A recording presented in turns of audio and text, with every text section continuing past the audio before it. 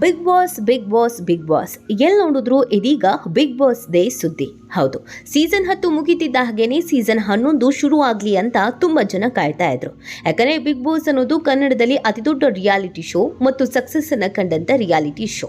ಇದರಲ್ಲಿ ಬರುವಂತ ಪ್ರತಿಸ್ಪರ್ಧಿಗಳು ಜನರಿಗೆ ತುಂಬಾನೇ ಅಟ್ರಾಕ್ಟಿವ್ ಅನ್ಸ್ತಾರೆ. ಇವ್ರೇನಪ್ಪ ಹಿಂಗಿದಾರಲ್ಲ ಅಂತ ಅನ್ಸೋದು ಇದೆ, ಇವ್ರೆಷ್ಟು ಒಳ್ಳೆಯವರಲ್ವಾ ಅಂತ ಅನ್ಸಿದ್ದು ಕೂಡ ಇದೆ. ಅದೆಲ್ಲದ್ರ ಜೊತೆಗೆ ಕಿಚ್ಚ ಸುದೀಪ್ ಅವರು ನಡೆಸ್ಕೊಡುವಂತ ಹಿನ್ನೆಲೆಯಲ್ಲಿ ಎಷ್ಟೋ ಜನ ಕಿಚ್ಚನ ಅಭಿಮಾನಿಗಳು ಕಿಚ್ಚನನ್ನ ಪ್ರತಿ ಶನಿವಾರ ಭಾನುವಾರ ವೀಕೆಂಡ್ನಲ್ಲಿ ನೋಡ್ಬೋದಲ್ಲ ಅಂತ ಬಿಗ್ ಬಾಸ್ಗೋಸ್ಕರ ಕಾಯ್ತಾ ಇರ್ತಾರೆ. ಸೊ ಸೀಸನ್ 11ರ ತನಕ ನಡೀತಾ ಇದೆ ಅಂತ ಅಂದರೆ ಇದು ಆ ಒಂದು ರಿಯಾಲಿಟಿ ಶೋ ಪಡ್ಕೊಂಡಂಥ ಸಕ್ಸಸ್ ಎಷ್ಟರ ಮಟ್ಟಿಗೆ ಇದೆ ಅನ್ನೋದನ್ನು ತೋರಿಸಲಾಗುತ್ತೆ. ಸೊ ಈಗ ಆಲ್ರೆಡಿ ಬಿಗ್ ಬಾಸ್ ಪ್ರಾರಂಭ ಆಗೋದಕ್ಕೆ ಕ್ಷಣಗಣನೆ ಪ್ರಾರಂಭ ಆಗಿದೆ. ಇನ್ನೇನು ಅಕ್ಟೋಬರ್ ಮೊದಲ ವಾರ ಅಥವಾ 2ನೇ ವಾರದಲ್ಲಿ ಬಿಗ್ ಬಾಸ್ ಸೀಸನ್ 11 ನಿಮ್ಮೆಲ್ಲರ ಮುಂದೆ ಬರೋದಕ್ಕೆ ಒಳ್ಳೆ ಸಿದ್ಧತೆಯನ್ನು ಮಾಡಿಕೊಂಡಿದೆ. ಸೊ ಇದೆಲ್ಲ ನಿಮ್ಗೆ ಗೊತ್ತಿರುವಂಥ ವಿಚಾರ. ಈ ಹಿಂದೆ ದೊಡ್ಡ ಆಲದ ಮರದ ಬಳಿ ಇರುವಂಥ ಒಂದು ಜಾಗದಲ್ಲಿ ಬಿಗ್ ಬಾಸ್ ಮನೆಯನ್ನು ನಿರ್ಮಾಣ ಮಾಡಲಾಗಿತ್ತು. ಸೊ ಇದೀಗ ಒಂದು ಸ್ವಲ್ಪ ಬದಲಾವಣೆಯನ್ನು ಸೀಸನ್ಗಿಂತ ಸೀಸನ್ಗೆ ಮನೆಯ ಒಂದಷ್ಟು ಬದಲಾವಣೆಯನ್ನು ಮಾಡಲಾಗುತ್ತೆ. ಸೊ ಈ ಬಾರಿಯೂ ಕೂಡ ಅದೇ ಥರದ ಬದಲಾವಣೆಯನ್ನು ಪ್ರಾರಂಭ ಮಾಡಿದ್ದಾರೆ. ಅದೇ ಜಾಗದಲ್ಲಿಗೆ ಬಿಗ್ ಬಾಸ್ ನಡೆಯುತ್ತೆ, ಆದರೆ ಆ ಮನೆ ಒಳಗಿನ ಡಿಸೈನ್ಸನ್ನು ಒಂದಷ್ಟು ಬದಲಾವಣೆ ಮಾಡಲಾಗ್ತಿದೆ ಅನ್ನೋದು ಗೊತ್ತಾಗ್ತಾ ಇದೆ. ಇದರ ಜೊತೆಗೆ ಸ್ಪರ್ಧಿಗಳ ಹುಡುಕಾಟವು ಕೂಡ ಜೋರಾಗಿ ನಡೆದಿದೆ. ಈಗಾಗಲೇ ಕೆಲವು ಸ್ಪರ್ಧಿಗಳ ಹೆಸರು ಫೈನಲ್ಲೂ ಆಗಿದೆ.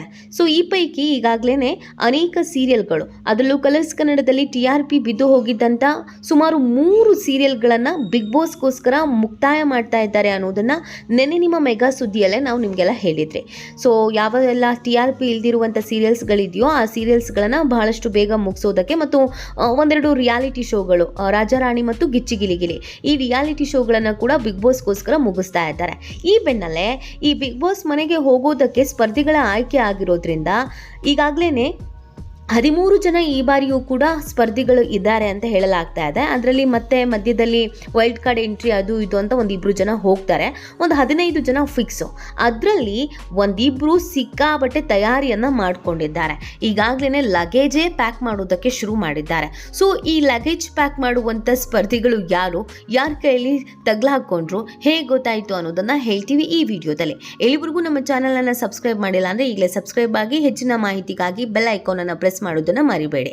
ಈಗಾಗಲೇ ಬಿಗ್ ಬಾಸ್ಗೆ ಶಿಶಿರ್ ಶಾಸ್ತ್ರಿ ಹೋಗ್ತಾ ಇದ್ದಾರೆ, ಜೊತೆಗೆ ರಾಘು ಹೋಗ್ತಾ ಇದ್ದಾರೆ. ಹಾಗೆಯೇ ಇನ್ಸ್ಟಾಗ್ರಾಮ್ ಮತ್ತು ಬೃಂದಾವನ ಸೀರಿಯಲ್ ಮುಖಾಂತರವಾಗಿ ಎಲ್ರಿಗೂ ಪರಿಚಯ ಆದಂಥ ವರುಣ್ ಹೋಗ್ತಾ ಇದ್ದಾನೆ. ಅದರ ಜೊತೆಗೆ ಭೂಮಿಕಾ ಬಸವರಾಜ್ ಹಿಂದಿನ ಸೀಸನ್ಗೆ ಹೋಗಬೇಕಾಗಿತ್ತು, ಬಟ್ ಹೋಗಿರಲಿಲ್ಲ.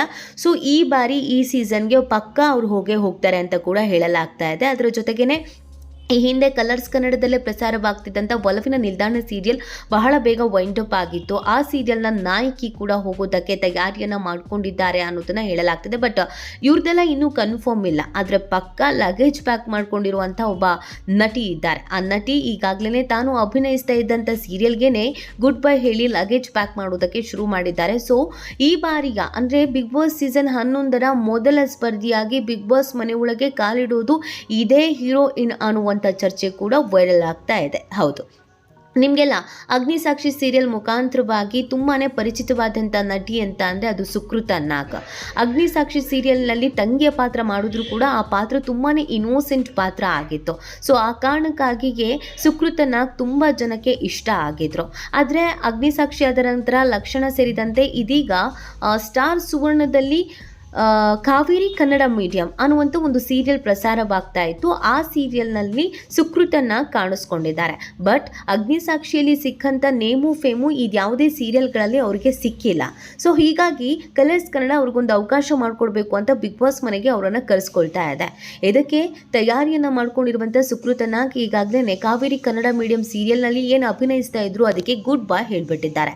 ಈಗಾಗಲೇ ಸುಕೃತನಾಗ್ ಅಭಿನಯಿಸ್ತಿದ್ದಂಥ ಆ ಪಾತ್ರಕ್ಕೆ ಹೊಸ ಹುಡುಗಿಯನ್ನು ತಂದು ಕೂರಿಸಲಾಗಿದೆ. ಸುಕೃತನ ಕಾವೇರಿ ಕನ್ನಡ ಮೀಡಿಯಂ ಟೀಮ್ಗೆ ಗುಡ್ ಬೈ ಅನ್ನ ಹೇಳಿದ್ದಾರೆ. ಸೊ ಯಾಕೆ ಗುಡ್ ಬೈ ಹೇಳಿದ್ರು, ಚೆನ್ನಾಗೇ ಮೂಡ್ ಬರ್ತಾ ಇತ್ತಲ್ಲ, ಇದಕ್ಕಿದ್ದ ಹಾಗೇನೆ ಗುಡ್ ಬೈ ಹೇಳೋದಕ್ಕೆ ಕಾರಣವೇನು, ಬೇರೆ ಯಾವುದಾದ್ರೂ ಸೀರಿಯಲ್ನ ಆಫರ್ ಬಂತ ಏನು ಗೆತ್ತ ಅಂತ ಹುಡ್ಕೊಂಡು ಹೋದಾಗ ಗೊತ್ತಾಗಿದ್ದು ಸುಕೃತನಾಗ್ ಈ ಬಾರಿಯ ಬಿಗ್ ಬಾಸ್ ಸೀಸನ್ 11ರ ಸ್ಪರ್ಧಿಯಾಗಿ ಗ್ರ್ಯಾಂಡ್ ಆಗಿ ಎಂಟ್ರಿ ಕೊಡ್ತಾ ಇದ್ದಾರೆ.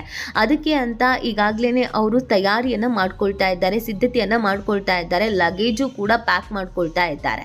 ಎಷ್ಟು ದಿನಗಳ ಕಾಲ ಇರ್ತೀವಿ ಅಂತ ಗೊತ್ತಿಲ್ಲ, ಸೊ ಇರುವಾಗ ಚೆನ್ನಾಗಿರಬೇಕು ಅಂತ ಈಗಾಗಲೇ ಅವರು ತಯಾರಿಯನ್ನು ಮಾಡ್ಕೊಳ್ತಾ ಇದ್ದಾರೆ. ಮತ್ತು ಕೊನೆಯವರೆಗೂ ಕೂಡ ನಾನು ಸೀರಿಯಲಲ್ಲಿ ಆ್ಯಕ್ಟಿಂಗ್ ಮಾಡ್ಕೊಂಡಿದ್ದೆ, ಫ್ಯಾಮಿಲಿ ಜೊತೆಗೆ ಟೈಮ್ ಕೊಡೋದಕ್ಕೆ ಕಷ್ಟ ಆಗುತ್ತೆ. ಅದ್ರ ಜೊತೆಗೆ ಬಿಗ್ ಬಾಸ್ ಮನೆ ಒಳಗಡೆ ಹೋದರೆ ನಾನು ಹೊರಗಡೆ ಬರೋದಿನ್ನು ಯಾವಾಗಲೂ ಗೊತ್ತಿಲ್ಲ, ಹಾಗಾಗಿ ಫ್ಯಾಮಿಲಿ ಜೊತೆಗೆ ಟೈಮ್ ಸ್ಪೆಂಡ್ ಮಾಡಬೇಕು. ಮತ್ತು ಬಿಗ್ ಬಾಸ್ ಮನೆ ಒಳಗೆ ಹೋಗೋದಕ್ಕೆ 1 ತಿಂಗಳು ನಾನು ಇದ್ದೇ ಇರ್ತೀನಿ ಅನ್ನುವಂಥ ಹಿನ್ನೆಲೆಯಲ್ಲಿ ಅವರು ಮನೆಗೆ ಹೋಗೋದಕ್ಕೆ ಏನೇನು ಬೇಕೋ ಆ ಎಲ್ಲ ವಸ್ತುಗಳ ಪರ್ಚೇಸಿಂಗ್ ಮಾಡೋದ್ರಲ್ಲಿ ಸಿಕ್ಕಾಬಟ್ಟೆ ಬ್ಯುಸಿ ಆಗಿದ್ದಾರೆ. ಅದಕ್ಕಾಗಿಯೇ ಅವರು ಸೀರಿಯಲ್ಗೆ ಗುಡ್ ಬೈ ಹೇಳಿದ್ದಾರೆ ಅನ್ನೋದು ಗೊತ್ತಾಗ್ತಾ ಇದೆ. ಈ ಮುಖಾಂತರವಾಗಿ ಸುಕೃತನಾಗ್ ಬಿಗ್ ಬಾಸ್ ಸೀಸನ್ 11ರ ಮೊದಲ ಸ್ಪರ್ಧಿಯಾಗಿ ಬಿಗ್ ಬಾಸ್ ಮನೆ ಒಳಗೆ ಹೋಗೋದಕ್ಕೆ ಸಕಲ ತಯಾರಿಯನ್ನು ಮಾಡಿಕೊಂಡಿದ್ದಾರೆ. ಒಂದು ಕ್ಯಾಂಡಿಡೇಟ್ ಇಲ್ಲಿ ಕನ್ಫರ್ಮ್ ಆಗಿದೆ ಅನ್ನೋದು ಗೊತ್ತಾಗ್ತಾ ಇದೆ. ಇನ್ನುಳಿದವರು ಕೂಡ ತಯಾರಿಯನ್ನು ಮಾಡ್ಕೊಂಡಿದ್ರು, ಗುಟ್ಟನ್ನು ಬಿಟ್ಕೊಳ್ತಾ ಇಲ್ಲ. ಆದರೆ ಹೊರಗಡೆ ಹೆಸರು ಮಾತ್ರ ಲೀಕ್ ಆಗ್ತಾ ಇದೆ. ಸೊ ಇನ್ನೇನು ಕೆಲವೇ ದಿನಗಳಲ್ಲಿ ಬಿಗ್ ಬಾಸ್ ಶುರು ಆಗುತ್ತೆ. ಆಗ ನಮಗೆ ಫೈನಲ್ ಆಗಿ ಯಾರ್ಯಾರು ಬಿಗ್ ಬಾಸ್ ಮನೆ ಒಳಗೆ ಹೋಗಿದ್ದಾರೆ, ಯಾರ್ಯಾರು ಕೊನೆ ಮೂಮೆಂಟ್ನಲ್ಲಿ ಕ್ಯಾನ್ಸಲ್ ಮಾಡ್ಕೊಂಡಿದ್ದಾರೆ, ಯಾರ್ಯಾರಿಗೆ ಕೊನೆ ಮೂಮೆಂಟ್ನಲ್ಲಿ ಅವಕಾಶ ಸಿಕ್ಕಿದೆ, ಎಲ್ಲವೂ ಕೂಡ ಗೊತ್ತಾಗಲಿದೆ. ಈ ಬಗ್ಗೆ ನಿಮ್ಗೇನು ಅನಿಸುತ್ತೆ ಅನ್ನೋದನ್ನು ನೀವು ಕೂಡ ಕಮೆಂಟ್ ಮಾಡಿ ನಿಮ್ಮ ಅನಿಸಿಕೆ ತಿಳಿಸಬಹುದು.